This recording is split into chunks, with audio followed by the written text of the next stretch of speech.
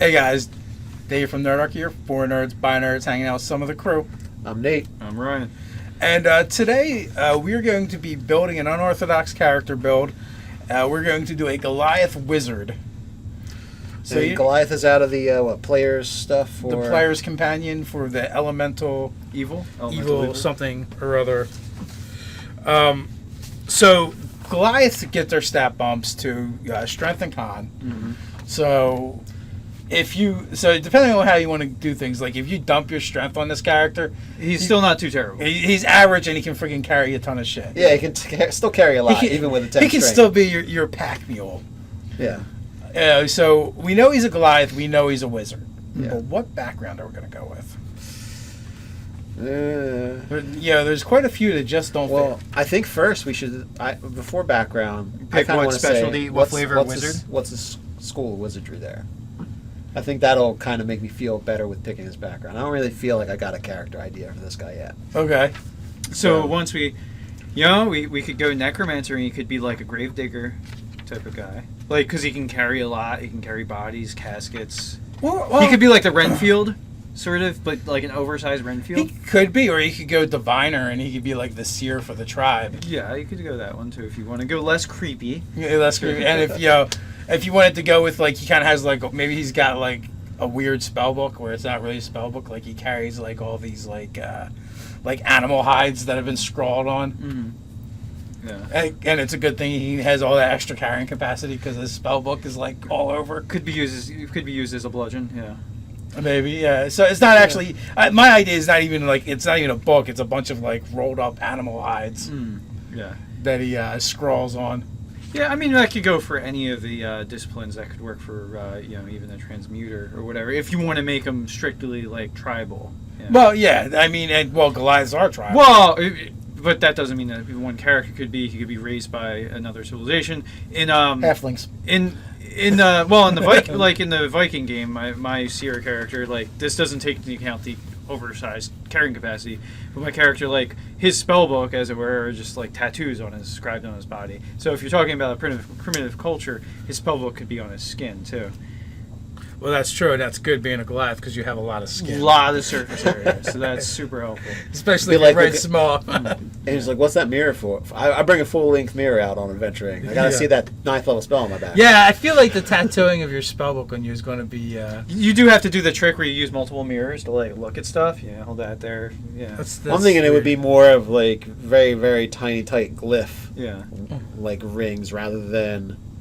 like big it's not gonna be big designs and things. So now, like when I think of like the Goliaths and the way I intend to use Goliaths in our world is that I don't actually like the Goliath race as is. I kind of I like the Goliath the way it's put together and built. But I would much rather use them for like a half giant or a half ogre than I actually would as Goliaths. Yeah. As WotC came up with them. Well, you remember like the Athasian giant or half giants, like the substitution they created the Goliath in the Psionics 3rd edition player's handbook, or Psionics player's handbook, I think it was called, or it might have just been called Psionics. But they created Goliath, and they're like, "Yep, that's basically the Athasian half giant." So essentially, it's kind of the intention was there. It's just in other worlds, they actually created a half giant race though, and it's a sign. Yeah, that's the thing. It might have been an unofficial supplement. No, it was official. It was in the Sonic's handbook. Which was the Goliath. No, it was half giant. Well, I mean, we can time. All right. Well, I'll arm wrestle you for it. All right. I'll take you out. Let's do this. I'll get into this fight. I actually want to put him in School of Abjuration, but... Oh, an Abjure.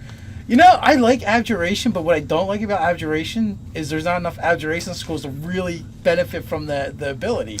Yeah, I would actually tweak Abjuration, the School of Abjuration, to include a little more cleric spells. To have more spells in general. Because, you're right.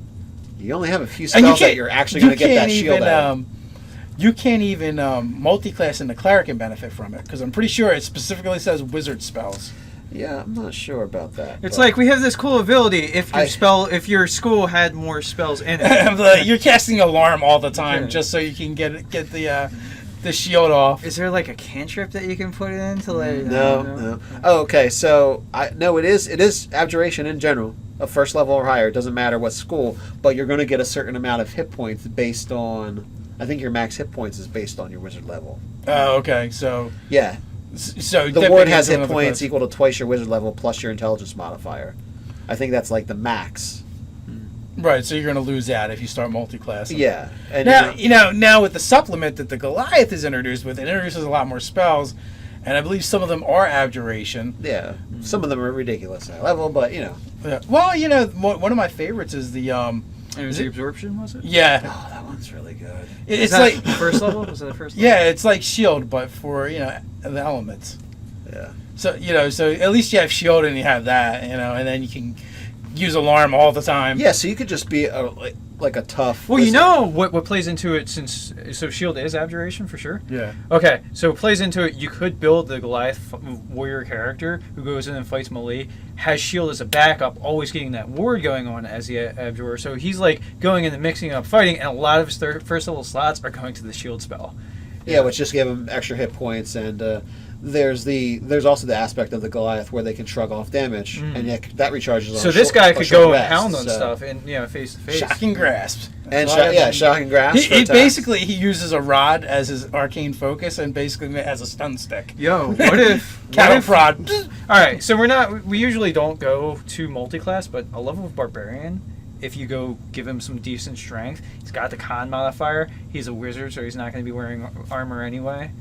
Or although I believe armor is one of your abjurations, mage armor is one of your abjuration spells. You might want to take advantage of. Yeah. Well, that's true too. But the bonuses, the benefits of being being a barbarian don't stack that con to armor class. Not with the armor spell, and the other problem is like you can't do anything while raging. That's why I would say fighter over. Yeah. If I was going to branch out, I would say fighter over that. So. Yeah, it flies right out the window. So I would not go barbarian. It could be interesting, but it would be more of an RP thing, and not. It would be suboptimal. Like there's not having an optimized character. You're already a wizard Goliath, so you're already going. You're like, how can I make this even worse? I know. I can make my two different classes not mesh together at all. Yeah. Yeah. No, I like the abjuration. I like the idea, and you could actually maybe reflavor that a little bit to like maybe he's a geomancer, and maybe your abjuration spells are like summoning the strength of the earth, or maybe your shield is like rocks fly up to intervene between you and whatever's attacking you. Or if you're going to go with the cold theme, we could also like armor of ice and things, or kind of like a frost kind of, what's that called, like frostmire, frostmap. Like if you wanted to say do the half giant thing, it's like, oh, we have the blood of frost giants in my clan. And that's if you did half giants, that would work really well with that. That would flow together. Yeah. So and that's just reflavoring it. So all right. So what are we gonna do with the stats? Like, so he's a wizard. We're just gonna dump charisma right off the bat. Afraid so. Afraid so. Diplomacy is not gonna be this guy's 10 wisdom. Sure, yeah. 14 intelligence. 14 intelligence, yeah. Yeah, 15 con. Yeah, absolutely. Yeah. And what's that leave it? 13 and a 12. Well, we put that 13 and a 12. I don't know. We put that 13 in the con. That's still a +2 modifier. Because it's going to optimize your odd number. You're going to get stuck with it. I think you're going to get stuck with an odd no matter what. Yeah, you're going to get stuck with an odd. Yeah. Yeah, we cannot get out of the odd without going to a point. Well, think about what you want to do with this character later on. Is he always going to have the mage armor thing, or is he going to wear armor at one point?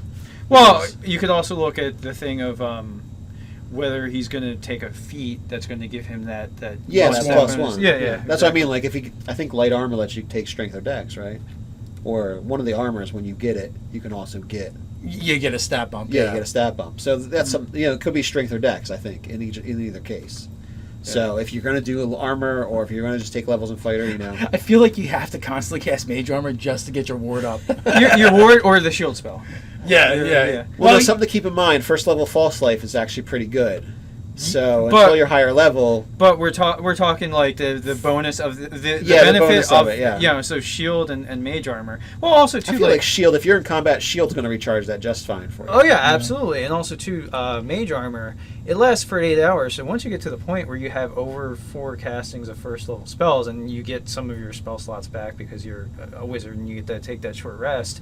That 4 castings last you the entire day for mage armor. You're That's set. true. Oh yeah, if you got a long haul, 24 Although I hours. believe that ward is based off your level, so eventually you want to like cast higher level spells to get better effects, to get the bonus yeah, points. well, the way it recharges, Yeah. is Well, based off. I'm the just level saying, as well. like, you're in a better position than, like, the fighter that's got to take off his armor. Like, in the middle of the evening, and the attack comes, and, like, you're not really as concerned because you have mage armor. No, that is Yeah. one of the benefits of that. I would put the 13 in dex, so that we have 14 strength. Yeah, and you could always bump up with a.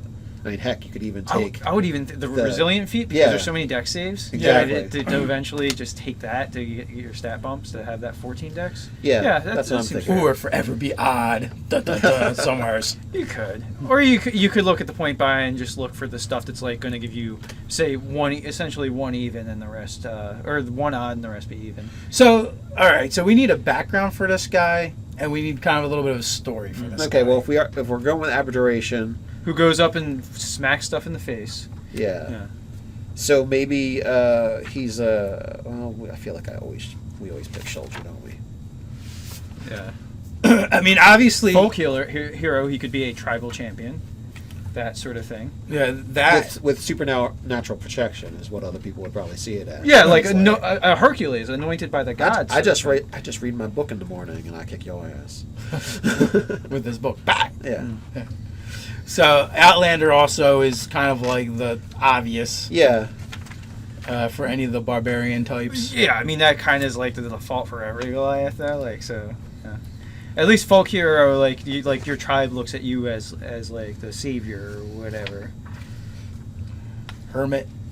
So Is he considered maybe not a noble in the sense of aristocrat? Well, I mean, is he a could noble be within He could be the like son of the leader. Yeah, the son of the leader. So he's allowed to study magic because maybe that's kind of like a pecking order thing, Privilege. or everybody else is like digging potatoes in But- rocky ground, and he's like, dude, I can read my books because I'm the chieftain's son. But also dependent upon the culture, like if it's like geometry for an abjurer, that could be like a holy writ, like that could be from like actual like holy texts or whatever. So it's not frowned upon because it's coming from of the gods sort of way, sort of thing.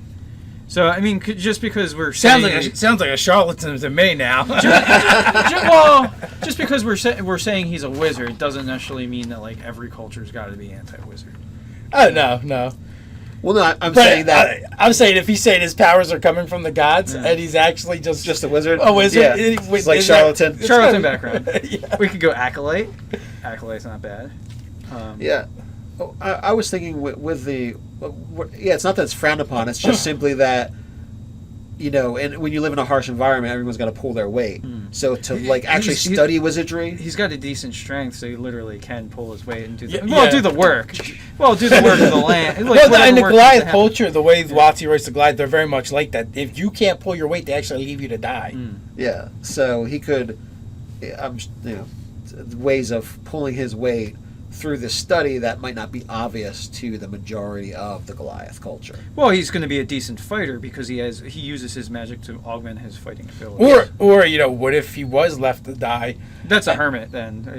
And he does discover magic somehow, and whether He finds the frostbitten body of a dead wizard clutching a spell book that he pries out, and like he can read, and like he spends some time in a cave or whatever, to survive. And the only thing to ride out the storm, the only thing he has for like entertainment is this book. He has nobody to talk to. the book and maybe like the wizard supplies, maybe he has some minor magic things. Yeah. Okay, let's go with Hermit. Well, then this version is the version that we dump his strength. I feel like Yeah, because he was too weak to fit in with the tribe. Yeah, that's a good idea. I like dumping his strength in that situation because it would be a 10, which is pathetic for a Goliath. Yeah, like weak and puny. You're as weak as a human. Yeah, you're as weak as a human. You can still carry twice as much as them, but you're still pathetic. You're like a Goliath baby. and then now we can bump his wisdom to a 12.